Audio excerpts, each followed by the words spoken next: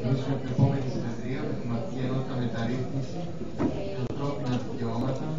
Θα ήθελα να κάνω μία επέμβαση στο τίτλο και να πω ότι τουλάχιστον οι δύο πρώτες εισηγήσεις έχουν να κάνουν περισσότερο με την θρησκευτική εκπαίδευση και την αγωγή μέσα στην μεταρρύθμιση και πώς αυτή μπορεί να παράγει συνείδηση για ανθρώπινα δικαιώματα. Να ευχαριστήσω και την Ειδική Επιτροπή και την Ελληνική Επιτροπή για τη φιλοξενία. Θα ξεκινήσουμε με την πρώτη εισήγηση που είναι του κ. Γεώργιου Καλαντζή, καθηγητή στο Θεολογία στο Wheaton College. Διευθύνει ένα κέντρο έρευνας του πρώην χριστιανισμού και επίσης δραστηριοποιείται ως faculty fellow σε ένα Ινστιτούτο Ανθρωπιστικής Κρίσης, έχοντας εκεί ένα ρόλο επίβλεψης. Επίσης είναι επισκέπτης καθηγητής στο Ελληνικό Βιβλικό Κολλέγιο και η εισήγησή του έχει τον τίτλο Waiting for Godot. From Human Rights to Post-Humanity in the Educational Paradigm.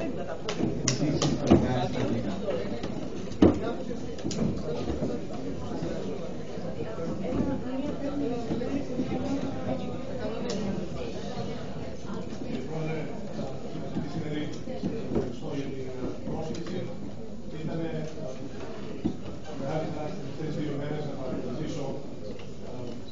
Συνέδριο. Θα με επιτρέψει να κάνω την εισήγηση στα αγγλικά, η οποία είναι η γλώσσα, η ακαδημαϊκή γλώσσα εδώ και 30 χρόνια.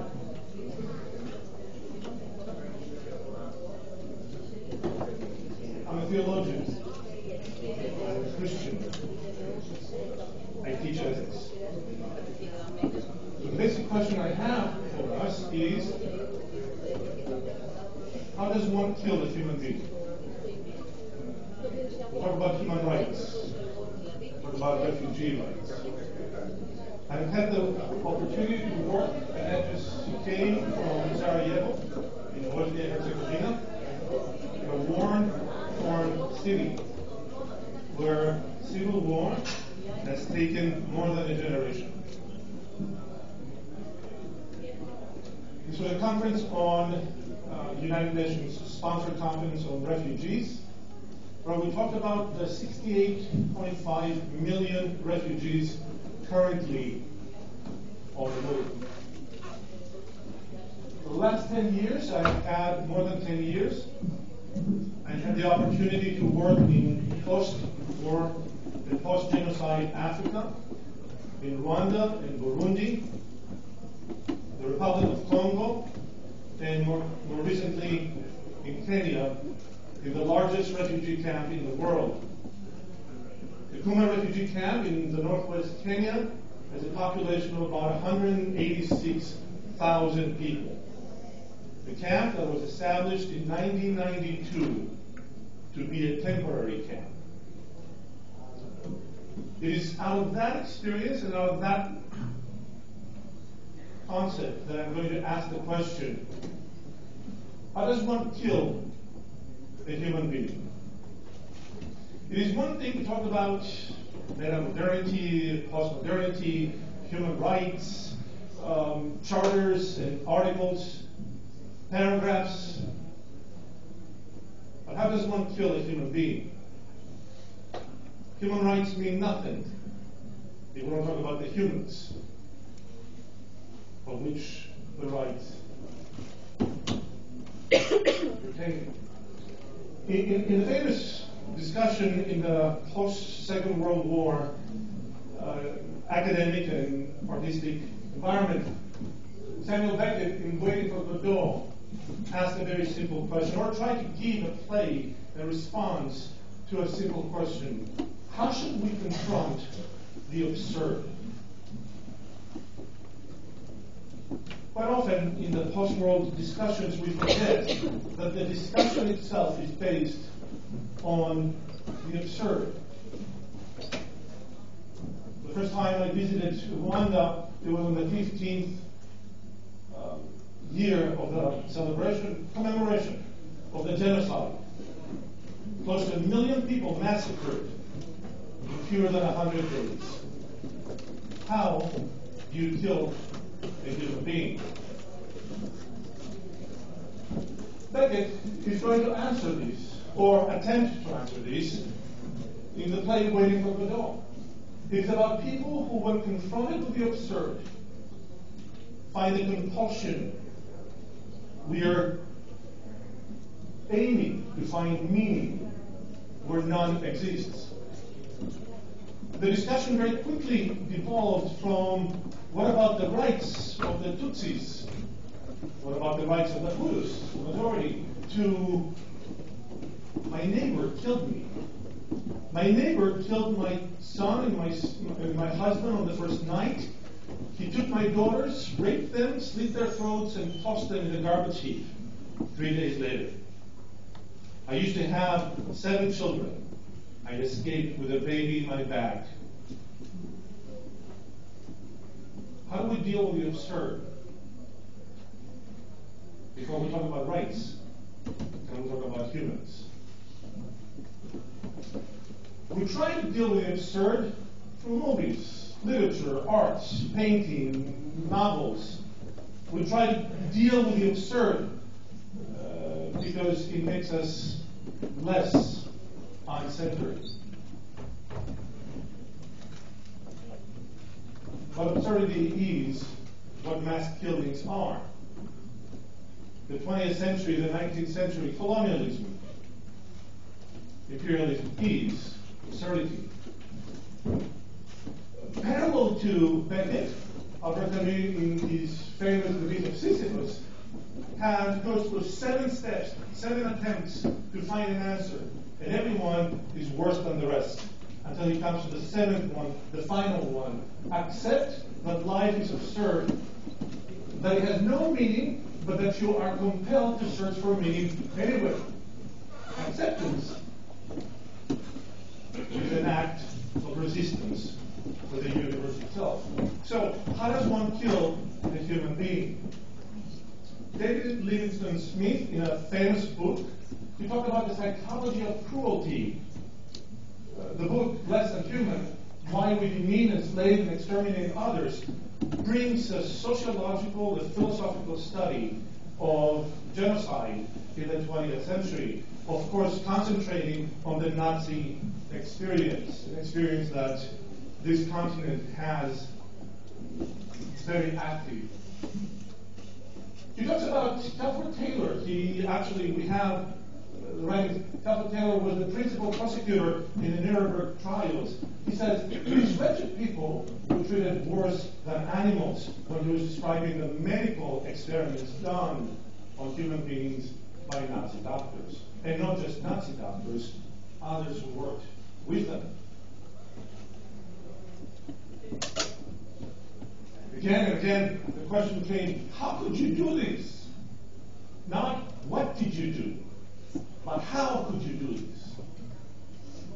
What is it that enables one group of human beings to treat another group as though they were subhuman creatures? The concept is pretty straightforward. The concept is simple, it's old, it's ancient, and it's active today. It's dehumanizing, and what we call in sociology and ethics, othering. We make the other.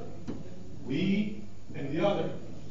The Nazis were explicit about the status of their victims. They were subhumans. As such, they were excluded from the system of moral rights and obligations that bind humankind together. This is a poster from the synagogue in Sarajevo. It was a common poster in the city during the Second World War. And if you notice, the Jew is represented as a snake or a rat. It is wrong to kill a person. Anyone who has served in professional armies tells you one of the first things that you have to do is not just shave your head and change your clothes. It is to learn to not see the person. It's a target. It's an enemy. It's a caliber head. It's the other. To the Nazis, all the Jews, gypsies, and others were rats. Dangerous, disease-laden rats. But they were not alone. On the other side of the battle line, Soviet propaganda had exactly the same idea. Humans are two-legged animals who have mastered the technique of war. They're subhumans, less than they ought to be, who ought to be annihilated. The Germans are not human beings. If you kill one German, kill another. There is nothing more amusing for us than a heap of German corpses. It is a propaganda that comes, that dehumanizes. For 2.5 years, almost 27 months before the genocide, in the summer of '94, radio, Hutu Power Radio, continuously, on a 24-hour cycle, talked about the cockroaches who were infesting the neighborhoods. Lists were drawn together for about 15 years of where the cockroaches lived. An extermination, as it was called, plan was very much on the basis of the Nazi extermination plans of Poland and Hungary. The UN was rendered incapable. Palestinian poet and artist Marie Makmafuli says, if you want to dispossess a people, the simplest way to do this is to begin their story with certainty. He continues, if you want to dispossess the indigenous people, we begin with the arrows of the Indians or the Native Americans, not with the colonists coming to colonize. If you want to dispossess the Palestinian people, you begin with the rockets, not with the occupation of the land. If you want to dispossess the genocide or the people of Rwanda, the TUA, the overarching general principle of both what now are two different tribes, you begin with a hatred of one another and not with King Leopold and the rape of Central Africa. If you want to dispossess a people, you begin with secondly. Nigerian artist and writer Chimamanda Adichie says, it is impossible to engage properly with a place and a person without engaging with all the stories of that place or that person. The consequence of what she calls the single story, think about all Africans are, all Middle Easterns are, all Muslims are, all Christians are. That's a single story. The fastest way to dispossess is to begin with that. The danger, the consequence is this: it robs people of dignity.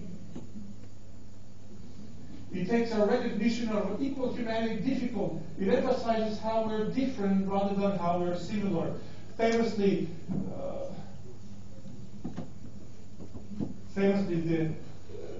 Gustavo Gutierrez, the liberation theologian, when he was interviewed about his work on poverty, and was asked by his interlocutor about, and actually the interlocutor was telling him how many things he was doing for the poor, the prisons he was visiting, the hungry he was feeding, Gutierrez leans over and says, "That's wonderful.